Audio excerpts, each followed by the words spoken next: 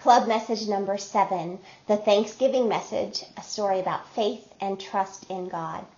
In your club supply bag, you're going to see that we've provided you one large sheet that has 4 big words on it that we're going to use for a word search activity at the beginning of club, and a small pile of artificial $1 bills printed front and back, and it's these pieces of paper they're going to be searching for the words on. You want to make sure that you've counted your $1 bills and you have enough for each kid to have one. You may have added some kids to your club time, to your count, and we want to make sure you have enough. So either print off a few more or talk to your field director about getting a few more before the week starts. What you need to provide would be some pens or markers or pencils for the kids to be able to search the words during your opening activity. So go ahead and open up by passing out your bills and your markers and having them find the first word and then the second word, and take your time on that. If the kids want to ask a neighbor where to find it, or they ask their tutor, or it just takes them a little longer, there's no reason to rush right through the activity.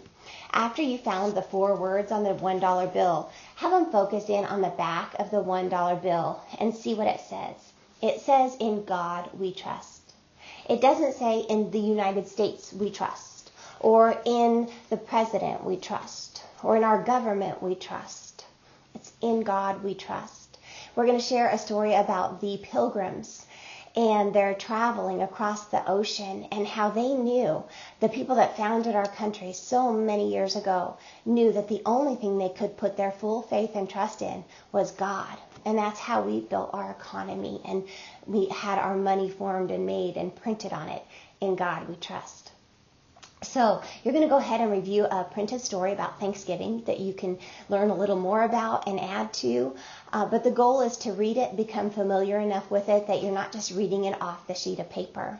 In the middle of the story, you're going to be talking about how there were actually 2 boats that were crossing the ocean. One was the Mayflower, which the kids are familiar with, but not all of them know about the boat, the Swivl boat.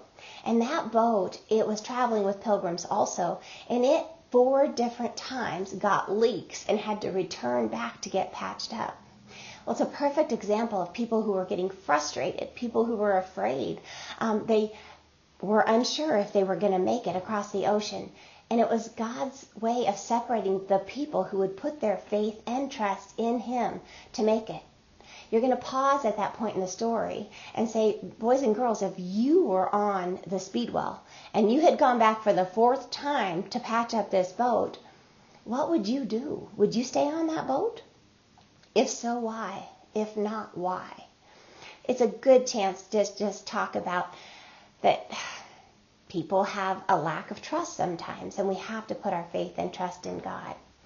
So go ahead and finish out the story about the 105 pilgrims that did successfully make it, and how the Native American Indians helped teach them how to hunt and how to get food and fish and survive. And that was all part of God's great plan as well.